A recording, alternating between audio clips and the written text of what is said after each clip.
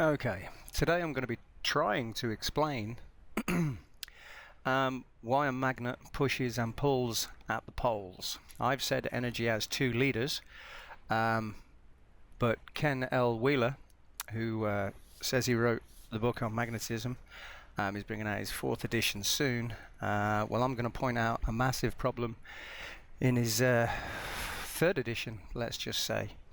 Now, I've said that electrical energy from the EM field, electromagnetism through matter causes electricity. So there is electricity in a magnet, and then when it exits the magnet, electricity through matter causes electromagnetism. So electromagnetism is actually just an electromagnetic flare on top of the magnet, because that's how it happens. Electricity through matter causes electromagnetism, and electromagnetism through matter causes electricity. And I've said there is a clockwise rotation and a counterclockwise rotation. I've said that clockwise is pushing matter, it rotates clockwise, and so like a spring shuttles matter forwards. Counterclockwise is twisting counterclockwise, and so shuttles matter backwards, but the whole string is moving forwards.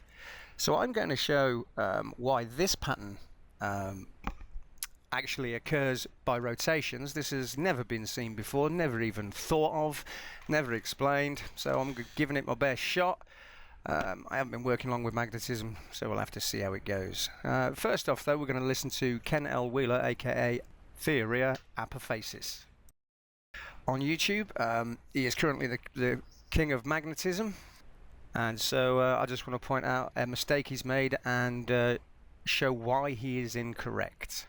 Now, Ken's about to try and explain how energy goes around a magnet, and he draws it in 2 dimensions, but then refers to it as a torus. I will explain what is wrong with his explanation. This two-dimensional representation of force and motion, which creates this hypertrochoidal formation, or what most people would call, it's the spirograph pattern, is the necessitated field pressure mediation of how magnetism can and must express itself. And here's the empirical, observational criteria for obviously what it is. I mean, these are real pictures. And so there's Ken's fundamental problem, is that he's taking a line that went underneath the magnet and is applying it to the top of the magnet, which I believe is incorrect.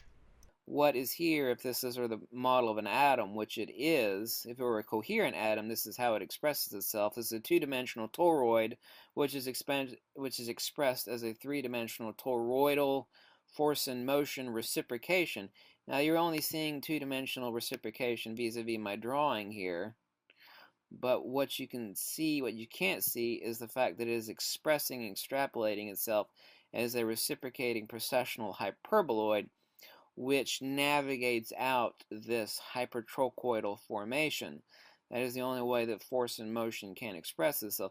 Now, while this is a 2D drawing, you actually can see the 3-dimensionality of the toroidal shape, which defines this. Okay, I'm just going to repeat what Ken said, just so I can define exactly what is wrong with what he is trying to teach. This 2-dimensional representation of force and motion, which creates this hypertrochoidal formation, or what most people would call, it's the spirograph pattern, is the necessitated field pressure mediation of how magnetism can and must express itself. And here's the empirical, observational criteria for obviously what it is. I mean, these are real pictures. Okay, now I've always used double helix energy theory on, let's say planets, as you've got positive coming in through the bottom and negative coming in through the top, and so positive goes coming from the sun's poles, either side of the earth into our poles. I've always said that energy comes up and through, turns into a halo wave, and the clockwise rotation catches the counterclockwise rotation, rolls over it, and then spins clockwise, and then rolls around the planet and rolls at the inertia line, let's say the equator. And then one negative comes in from the top, or positive, just the opposite, rolls into a halo wave at the bottom, but because it's negative, it's pulling in, and because positive is pushing out, we have one positive coming up through the top, which is pushing out on a magnet. And then in planetary systems, it's coming down through and it is counterclockwise on the bottom, and so it is pulling in because clockwise pushes and counterclockwise pulls. So for a magnet to explain, for Ken to be explaining how the magnet works, we would need to have energy going in directly through both poles. Now, if this is true, what he says is kind of correct, but everything meets at the inertia line and does not go in at the bottom. It can't. So energy has to be going up positive, so it pushes outwards, and down through negative, so it pulls inwards, like a planetary system with a disk, like Saturn's rings. That's how I've been applying double helix energy theory. But due to me not knowing a lot about magnets, and from listening to Ken, I'm under the assumption that energy is only going one way through it. And so what Ken says about if it's only one way, Ken is incorrect. If it's two ways, kind of, but it doesn't go in at the bottom, because that would again would be clockwise pushing when it's been inverted, so it would be counterclockwise pulling, which would be pushing outwards again, because the field inverts in a phase shift at the inertia line. Oh no, this is getting complicated. So basically, I'm going to try and explain it in at least one way, and we'll go from there. Okay, here is Ken's fundamental problem, which totally contradicts his explanation of his mag paper pictures. He goes out, but as we can see at the top picture, what I say, my picture added on top to explain what he's saying, shows it going around and then underneath. So all we would see on top is this picture. You would not see it coming back in, because it is not coming back into the top, it is going into the bottom. And so this picture shows that Ken's observations are incorrect, because as we can see, this is not just lines going counterclockwise and spinning underneath, unless of course it's my mistake and we can see both sides of the magnet at the same time through the ferro liquid. Do you understand what I'm saying?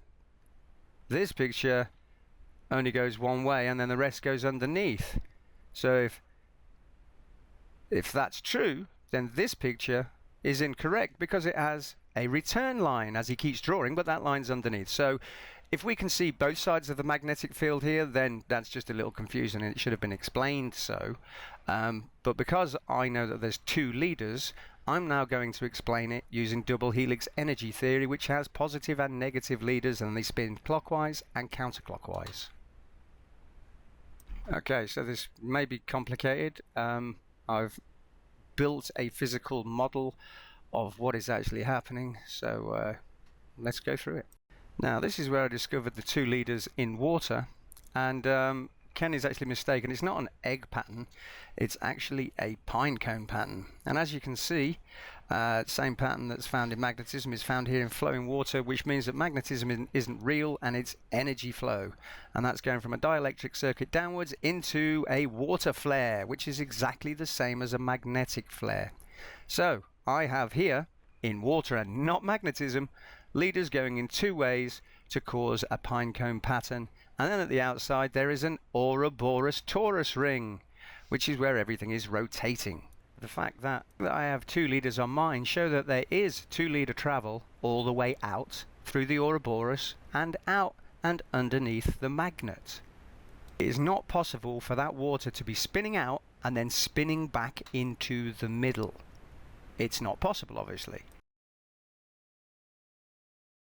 Okay, up on the top right there, I've actually made the physical demonstration of a clockwise and counterclockwise pair of leaders which shoot up through the middle, pass through each other, spin around to face each other, and then clockwise rolls over counterclockwise and spins it in the opposite direction, so that counterclockwise, which is pulling, which is at the bottom of the magnet, is not pulling at the top. It is literally a spring that has been straightened, because clockwise is now rolling, counterclockwise is now rolling clockwise, and so is cancelled out, literally.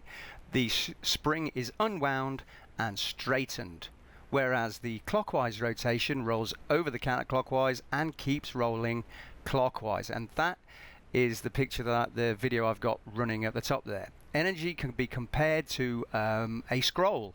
So if you unroll the edges, bring them around to the front, one traveling counterclockwise and one traveling clockwise, it will overpower it, spin over it, and create a sheath, which is why you've got that little hole at the top. But this is how you make a sphere. That rolls around, and all it does is tighten at the top, so you would probably get a spiral there in the end. But that is a hole because it is a rollover halo wave which came around to the front and rolled around. So now there is a clockwise curve going round clockwise. Okay, so we have a look at our picture in the middle here, and I'll try and explain it without. I knew it would be easier to do what I've got there. And that double vortex then is at the inertia line, spins down and inverts itself and flips the other direction, so that the polarities are going in the different direction. So you've got pushing at the top and pulling at the bottom. Okay, back to the middle picture. Okay, top left, we have counterclockwise and clockwise rotations coming out of the magnet. Second picture in the middle at the top, and we're going from left to right.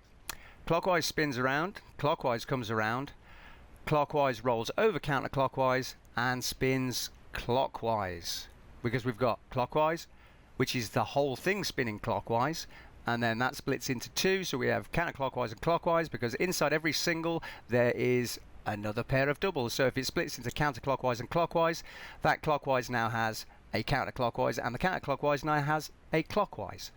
So it doesn't cancel it out, it retards it and literally lengthens and straightens the spring that is rolling along, for basic kind of explanation. So then we drop down to almost the middle on the left there, that dome, that would be the sheath that has been created. And as you can see, we have a galaxy S of the interlinked wave, and this is the only one that lights up, and so it spins around to clockwise. Now the next one that comes out though from the center, because it's one wave after another, that's why you get Ouroboros Taurus donuts around it all, not just one but several. The next one that comes out is inverted, and so it's got clockwise on the left and counterclockwise on the right this time. But as it spins around, it does the exact opposite. Clockwise rolls around counterclockwise, spins over the counterclockwise, and again cancels it out. So then we get the pattern going to the right, going counterclockwise, because you've still got the whole thing spinning clockwise plus counterclockwise. So do you see there's always two clockwise, because it's always spinning clockwise. So it doesn't matter which way we invert the field, one after another, clockwise, counterclockwise, clockwise, so it's opposite. It's always spinning clockwise, so you're always going to have clockwise plus counterclockwise plus clockwise. So you can get both directional pictures when you reverse the field, so that it then travels a different way, but it's still all traveling clockwise. So one cancels out the counterclockwise and it's all still rolling clockwise. And that picture there, if I just invert my video at the top there, you would see what is happening in the other direction. But it's all still traveling clockwise, so it's all pushing outwards, because clockwise is a spring that coils forwards, and if you put a ball on top of that, it will rotate the ball forwards. Energy moves matter. It rotates it either forwards or backwards. That is it. The counterclockwise, although pushing forwards, is rotating backwards, and that's why you get oxygen and hydrogen at different poles. And it's only sort of on one side of the magnet, and that's because the other side is this counterclockwise movement being cancelled out. That's a different one.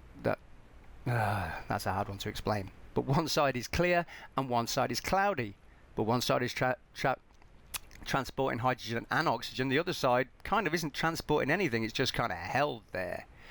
But basically, that's how the sheath around every single magnetic field is created, because it is layered like an onion, just like our atmosphere, and I've shown that to be the pine cone design as well, and every other plant in existence and everything else. So yeah, one sheath spins one way, one sheath spins another, but they're all traveling clockwise. So that top part is all traveling clockwise, which means it's all pushing out and rotating outwards to the edges. Then it goes past the inertia line, inverts itself, as I've shown with simple pictures like this, and then the whole field is reversed, so it's actually pushing in or pulling in. And I've got that down the bottom. You invert and switch at the inertia line for the opposite counterclockwise pull. And that is how a magnet truly works, because energy is rotating. Everything is rotating because energy rotates matter. Energy attracts matter, matter covers energy, and energy moves matter. Matter is dead, it doesn't move. Electricity and electromagnetism inflate and charge separate all particles, and they have to move and they have to cross a magnet. And so if force is only going in one direction, then the force goes upwards, out, inverts at the inertia line, and then pulls in because the fields are inversed. And yet with a north and south pole beam of energy going through both, you would have the clockwise at the top and the counterclockwise at the bottom, kind of based on this electrical drawing that I did. If you put a beam from either end, you'll get clockwise spin at the top, counterclockwise spin at the bottom, which is the two beams coming off the poles on the sun into our planet. And if you twirl your fingers clockwise at the top and counterclockwise at the bottom, or the other way around, you will get a counterclockwise motion, which is what spins us round the sun. So magnets could very well be dealing with stuff at both ends, or it's exactly as I've just explained it, with one directional flow. There must be an inversion at the bottom, a flipping of the fields so that it pulls in rather than pushes out. Otherwise it just pushes in, but then you wouldn't get this picture at the equator.